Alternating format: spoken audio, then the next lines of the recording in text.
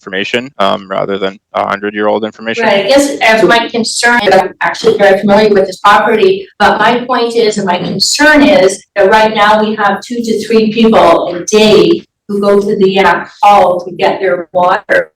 One of them has a mobile home, they've got a well that's quite shallow, probably another exception.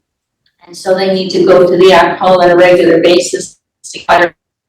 Admittedly, some of these people in the summertime are summer residents, but there are a number of people who live in Yak who don't have water, who again go to the Yak Hall. And so my concern is the pressure this could put if folks are allowed to buy a lot, not have the well, get some kind of exception, maybe by putting a mobile home on it, and then going to the Yak Hall.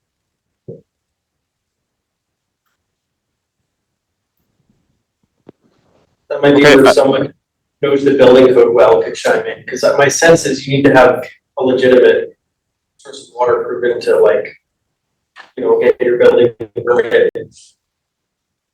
Construction work, if you're doing all that stuff. Yes. Sadie, can you comment on that for us? Do you know if you're required to prove water? Yeah. No, I don't think it is required actually for residential development. It might be different. You do have to show your, if you're doing a residential build, you need to show your record of sewerage system. They'll just check that you have that submitted within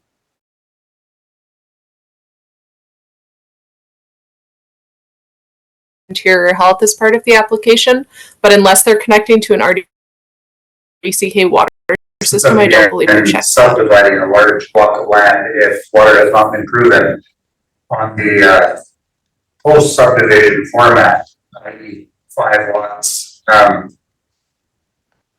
Is there, what would be the risk, I guess, from our perspective, subdividing this, and let's say 2 of the 5 lots, in fact, didn't result with water? Would there be other uses for a bigger block of land, or what would be the RDCK perspective?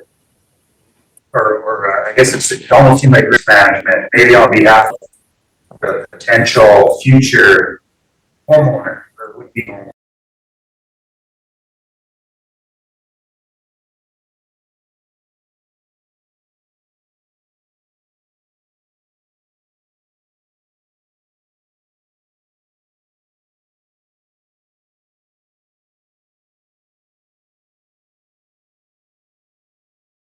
Is risk. The reason connecting to a community system can cost a lot of money, and that's, you know, if I think we always say, like, if land development was easy and cheap, everyone would do it.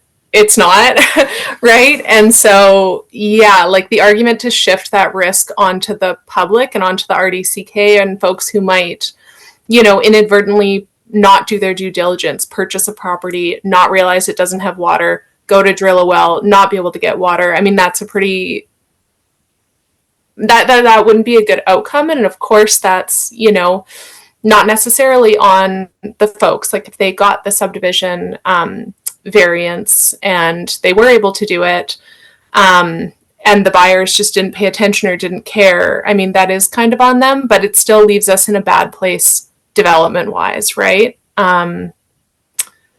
So yeah. You end up with unused land.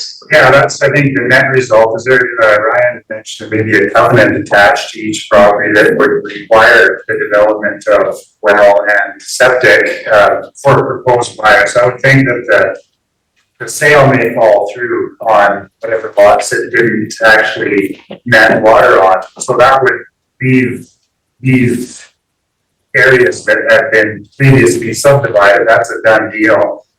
That's land without water, and I think that's probably where the RDCK bylaw is looking to limit that. I guess the question that I have is, what is the risk in having 1 or 2 or perhaps all of these find out 5 years down the road when a sale is going to be closed to no water and the sale doesn't go through? This is now subdivided into 6 parcels. Let's say one of them has water and the rest don't. It'd be bad for people who subdivided, but from a zoning standpoint, I guess I'm trying to hone in on what the bylaw is actually trying to manage. Well, and I would just add one small other thing as well, which is that, you know, and I'm not in the building department, but something that we do see that is an issue in some of our areas is people not getting building permits. So, as you guys probably know, and, you know, folks doing that development without due consideration for that. So, even if there is something, you know, potentially on the title or that's restricted to you have to get water prior to the building permit, I would be concerned that people would move ahead with development as well without getting those permits. Again, not the fault of the applicants here, but more just a condition that we're working with in our area. Probably speak Can I to chime in here for a minute? Yeah. Yeah, please go, Brock. Ryan, do you have any information on that existing well in lot 3, such as well depth, production rates, and water quality? I don't have that, no. The Richards are planning to, oh, John, you showed up, you there? You hand up. Go ahead if you can hear everything. Yeah, I can hear everything. Can you hear me? Yep, we have you, John. Hey, John Brock here. I'm wondering about the existing well on lot 3. Do you have any information on that well, such as well depth, production rates, and water quality? Yes, that well was drilled when we purchased the lot. And it's something like 45 feet deep. It's not quite to current code. 30 gallons a minute, and I have no information on water quality. However, the neighbors immediately to the south and immediately to the north both have wells and they have water. And the 30 people gallons a minute is pretty good. and the people across the highway from my property have water. Yeah, 30 gallons a minute is good as long as it's potable water. I haven't heard any negativeness. There's lots of neighbors around that area that all have drilled wells. We're not trying to rip off customers that may buy the property. All we're asking is, can we undertake to drill the well upon a offer to purchase? So it sounds like you wouldn't be selling the lots until the well is drilled, but you want to wait until you get an offer to purchase before you drill the wells. Is that right? No, that's all we're trying to do. The money is expensive in this day and age, and I don't want to drill a well on the whim of somebody at the RDCK when I may not sell that lot for 10 years. I want to drill the well, obviously if I drill a well and there's no water, well, c'est la vie. That's, I'm the goat, not the customer.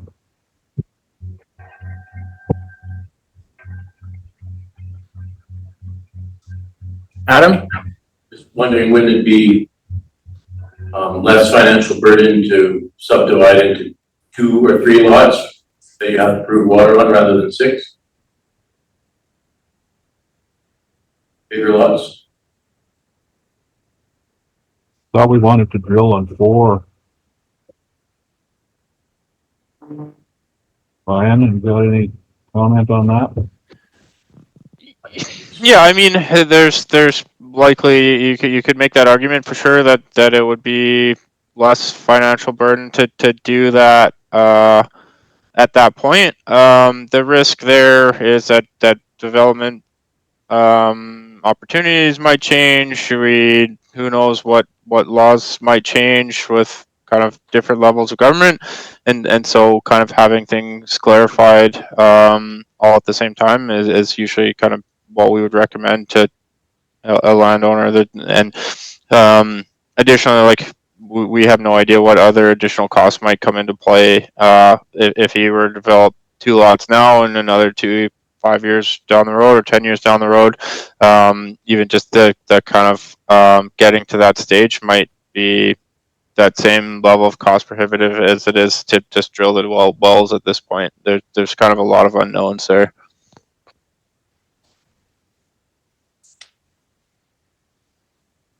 I guess my point is, it was surrounded by property owners that have water from their wells. Great, thanks, John. We have another question in the room here, Lon. The perspective, there's, you're not subdividing in order to increase your farmland or to, it seems like it's a financial gain for you only at this point. And as a developer, that's what a developer undertakes. They undertake those financial risks to do that. You're asking the public and the RDCK to ignore or vary their bylaws in this case for you're a farmer, but what you're proposing here is a development. Now you're a developer. So we're not making you or asking you to develop that land. So you're asking us for financial relief or to relief from a bylaw. And when your intent is to make money off of this. I'm not trying to bend the bylaw. I don't intend to sell a lot until there's a proper well on the lot. And I'm willing to put a covenant on the property that it can't be sold until there is a well proven on the property. I don't see how that puts the RDCK in any bind at all, because that property will not change hands until there's a proven well. Roger, you have a question? Yes, hi, John.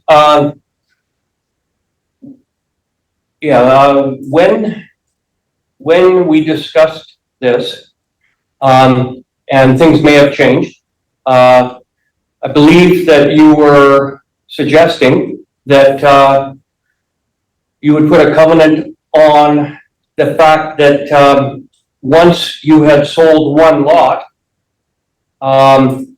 that you would have the financial means to be able to drill the remaining wells.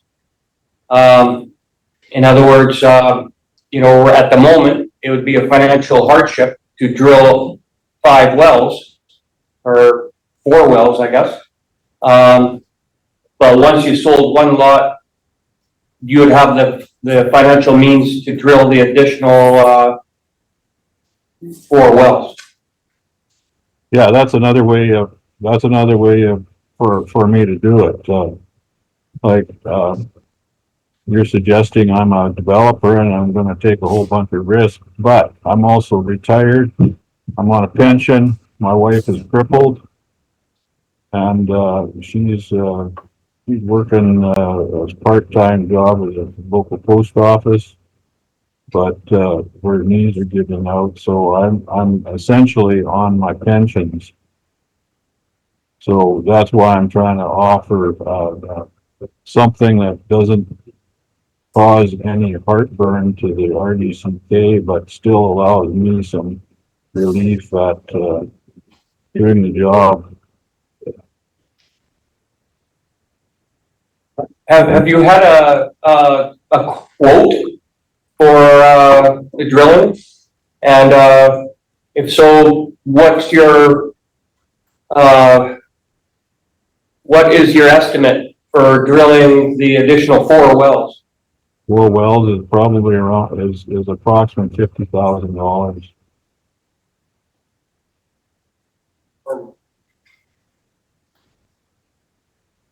And would the sale of lot 3 that is waterproofed out, would that financially make it doable for you to drill the other 4 wells? Yes, of course.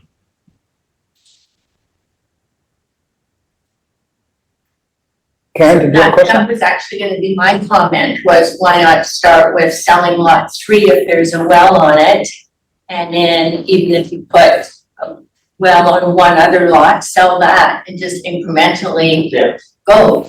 We still, we can't bind him to do that, and he needs to do the subdivision before he can do that. I think the root issue is the subdivision has to happen Yeah. prior to wells drilling, and that's what's being asked. So is there a risk in doing that on a land base subdivisions without water? I think that would be the fundamental question. Can we ask Ryan that question? Ryan, you'd mentioned something about a covenant. Can you describe that covenant process? Yeah, sure. So like, basically the regional district could put as a condition of their approval that there needs to be a covenant that they're suitable or, with suitable wording that satisfies the regional district, for whatever the condition may be.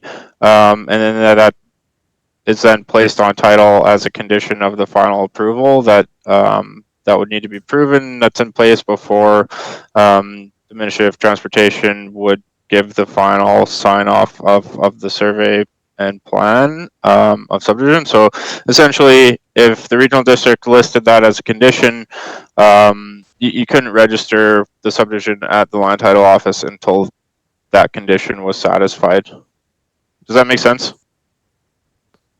Yeah, I think so. Maybe I'll just extend that same question to Sadie. Do you have any experience with these types of covenants in the RDCK? In different types, so like I said before, in that case of say like a cemetery, we'll basically tell Modi, we'll say, hey, in this case, it's already satisfied our subdivision bylaw because this doesn't require servicing on this lot, but we don't register a covenant for that. Like essentially this kind of legal mechanism is already in place. The subdivision bylaw is the thing preventing them from doing a subdivision, completing a subdivision without proving that. So no, I honestly, I haven't dealt with that before, and I'm not totally certain how that would work. You know, if it helps, I checked with my lawyer and, from a lawyer's point of view, to me, it was all money. But placing a covenant on each lot would cost, $1,000 rather than filling the well, but, you know, as I just said, it'd be over $10,000. And maybe I'm not understanding it correctly. Like, is this a covenant that would trigger prior to a building permit being issued, that you couldn't have a building permit issued until you proved out water, or the lots couldn't be created without proving out water? Well, it's really up to you, as the seller. I would not feel right in selling some land with, knowing that I have to prove water as the developer. So, I would suggest that the covenant should be that the land cannot be sold until water's been proven. Yeah, I think from a legal perspective, you could do it either way. So it's really just dependent on what the regional district would end up being comfortable with, as far as how that's worded. Like I say, it's a pretty standard issue. I think there's even just a form letter that the kind of neighboring regional district has here that I could definitely pull out and provide that one. It would be typical for it to suggest the building permit stage, but if there's further concern or agreement on both sides that it becomes at the point of sale, then there's nothing stopping that from happening. It would likely mean that John would probably want to get something drafted by the lawyers a little bit earlier so that it could be reviewed and potentially agreed to by the regional district beforehand. But I don't see why that couldn't happen. Great, thanks, Ryan. Sadie, did you have your hand raised? Yeah, I'm just wondering, like, in like the RDEK, I guess, which is where you guys are working, so you're saying that the regional district has the authority to prevent properties from being sold? Like changing hands and ownership through a covenant? I haven't actually seen it that way. But yeah, I think that that's probably a question better suited for a lawyer specifically. I don't want to kind of overstep what you're allowed to kind of do there. Yeah. Yeah. I'm not sure, like, to me I'm not an expert, but I've struggled to think that the RDCK would have that authority to prevent those kind of a sale. But then if the RDEK is doing it, I mean, definitely send that over and that's a conversation we can have, but I just don't know enough about that right now. Thanks, Sadie. John, did you have a question as well? Or was your hand up from earlier? Oh, sorry, did I? No, I just wanted to make the point that, RDCK, the RDCK, I'm confused with RDEK, I'm sorry. But, as far as I understand, you as the RDCK are in the driver's seat with what I can and can't do, so I'm assuming that you are in the driver's seat whether you are comfortable with telling me to put a covenant on the property saying that it can't be sold. I can entertain selling it, but it can't be sold until water is approved, period, full stop. I can just quickly respond. Like when I look at what authority the RDCK has, I have to look to like a specific piece of provincial legislation that enables that. And so like I could pull out where it says the RDCK can make a subdivision servicing bylaw and require water as part of the development. I just don't know where that similar thing is for the covenant we're speaking about. Thanks, Sadie. So maybe it would be helpful, Ryan, if you can send that wording to the regional district staff on this call, please. Yeah, no problem. Sorry, I didn't mean to cut you off, John. Did you have something else you wanted to add? No, I just appreciate that we've got all this human horsepower addressing what I thought was a simple problem. But I appreciate you at least listening to our point of view. Great, thank you. Other questions or comments, discussion by commissioners? So parking the covenant thing for a second, like it seems to me fundamentally the perspective of RDCK, the question here is kind of like, you know, in this particular circumstance and maybe in Yak more generally, you know, you have situations where development is kind of being encumbered by having to find the resources to do something like drill up wells, right? So it becomes a question of we want to reach that wheel a little bit to get development moving forward, get some subdivision, give the opportunities for people to build. That's kind of fundamentally the question here, right? We want to grease that wheel. There's a risk to RDCK, or just a risk from a planning perspective, that you end up with a couple of these lots where you can't find water and you end up with dug lots that just sit there forever, right? There's a risk that if you can't sort this covenant thing out, you end up with people walking down the street to the Yak Hall to get water because they didn't want to have to pay to drill wells.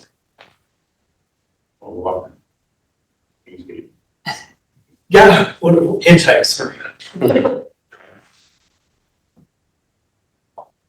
those are either two risks. All I can say is probability is low that there's no water on that in any one of those lots because of the proximity of multiple wells surrounding that property.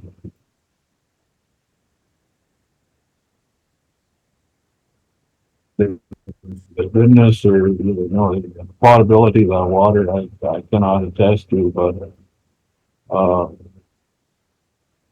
I can almost guarantee you will find water. Because we're so close to the river there. Great, thank you. Other questions? Other comments? I'm just wondering how binding a covenant would be. Like, I understand the intent and it's to protect a potential buyer, but just being cynical for a moment, if a covenant is put on and then ignored, like what could happen down the road?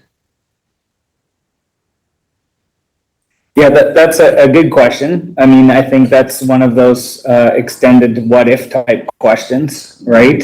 I do know that covenants are legally binding, so the intent is to follow, but to Sadie's point earlier, if people aren't even looking for building permits, which is also a legal requirement, what if just kind of continues in that vein. From an RDCK perspective, that would be what the bylaw exists, sort of manage to a degree. We had this kind of 5 lots, and across the street was 5 lots, and so on and so forth, and they all got variances, and there was no water on any of them. They sold for a quarter of the price just to offload them, get a building permit. We've got summer campground set up. Suddenly the ag hall gets pretty busy, which is not a great way to develop an area. So I think that would be the intent of the bylaw to try to limit it. At the same time, I really kind of resound with your point, Tyler, of kind of allowing some development to happen. Yeah, like in this particular, under the particular circumstances at the present day, recognizing we're not setting a precedent here. Like, is warranting, is greasing the wheel warranted? Well, I think the risk too in this case of no water is just, and this would be totally opinion, but given that there's the Moye River within several hundred feet and wells surrounding both properties, probability is very high that there would be wells. It's just, does the system change on a case by case basis to accommodate these, meaning this K bylaw? Is there a treated order long term and burden other sources? So, but I think the actual risk is what, in my opinion. Yeah, I just look at the number of lots, like I understand, I mean, if you look at Yak 50 years ago versus now, the development is just like, wow. And Moye River Ranch and this ranch and so on and so forth. And it may sound funny that we have people going to the Yak Hall, but the thing is that eventually enough people do that, what's gonna happen with the wells at the Yak Hall? Sometimes there's 2 people there at the same time, one's at the front, one's at the back. And you look at the amount of water that they're drawing, and you see this happens on a regular basis. Yeah. So I look at it, taking all that aside, I look at the word must. And when I see the word must, I think, okay, there's rules and bylaws in place for a reason. And that's what I would fall back on. Karen, you live in the Yak area. Do you think the wheel needs to be greased? No, what I think needs to happen is that for the folks who are living out there and who don't have proper water, as Cynthia was saying, maybe this is something that we should be looking at to get, grants for people so that they can dig deeper and that some people can get their water. I know this place is by the river. I know it used to be farmland. We used to actually get our milk from the people who owned the property who, 1900s, whatever. If I was betting, I would bet that there probably is water, but what I'm concerned about is if we do a variance when we're seeing the word must, without a covenant that really is binding, like if you're gonna go against things that say must, then how are we gonna protect it where if you're in here in 6 months, somebody else comes and wants to do the same thing, how are we gonna justify saying no to that person? Like what safety guards are we gonna put in place here if we were to say yes? So Lon, did you have a question? I saw you. No, I was just gonna, just make a final comment. I worked for the regional, district of Central Kootenay, this, regional district, John, for a number of years. And there's a number of differences between the East Kootenay and the West Kootenay, the way those governments work. This is just my opinion, the East Kootenay, and you're right on the boundary, right? Yak is essentially the far reaches of the East Kootenay region, and you're at the far reaches of the West Kootenay regional district. So my experience is that building inspectors don't get to the nether far reaches of those areas, and they don't drive past them regularly because they don't live in that area. So there is development in the far nether regions of both regional districts.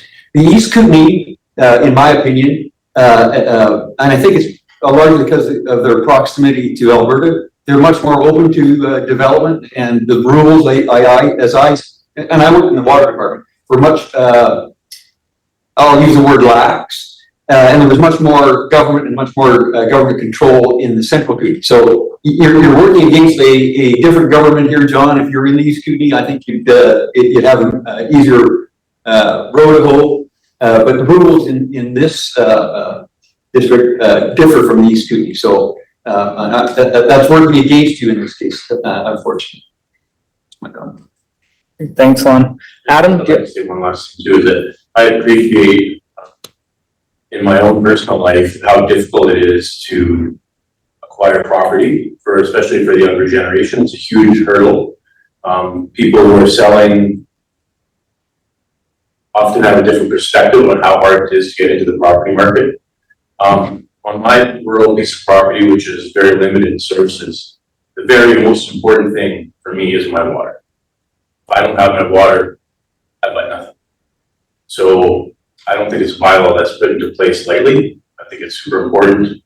I don't think it's as much about greasing the wheel economically, but allowing people the right to have property and shelter and water. I think that's all pretty important.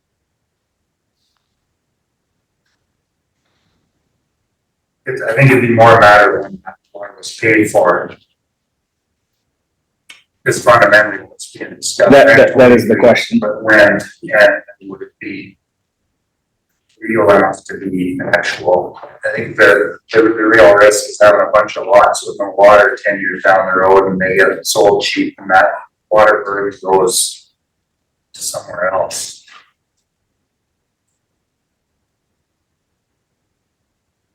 Just a second here. I'm offering something where the lots will not get sold. I won't be able to sell them if I can't prove water on them. So why? It seems like at the moment though, you don't have a concrete plan for that. Like that would have to be drafted by a lawyer in specific detail rather than just an alternative that you're hoping for if the variance don't get passed. I don't follow. It just seems like there's not enough detail to the covenant idea to me. Seems like it's not been fleshed out fully. And not enough detail, Adam, sorry, within this application that we're considering here. Yeah, so I think Adam's point, John, is that within the application that we've been provided to review, that information about your intention isn't articulated clearly with that sort of maybe legal framework. Well, do you want us to do that then? To articulate it clearly? I kind of wonder. Yeah, I'm sorry, Trevor. I'm not trying to invent the law. That's I'm taking that the RDCK, its bylaw is law to me. So I'm not trying to circumvent the law. I'm just trying to basically avoid having to spend $50,000 on the hopes that I could sell these properties. Thanks, John. Tyler, you had a question or For the comment? sake of keeping John's application moving forward one way or another, I kind of wonder if this is something we could vote on with an understanding that Roger's making the final decision, and our understanding in the room is that there would be some form of covenant that could go on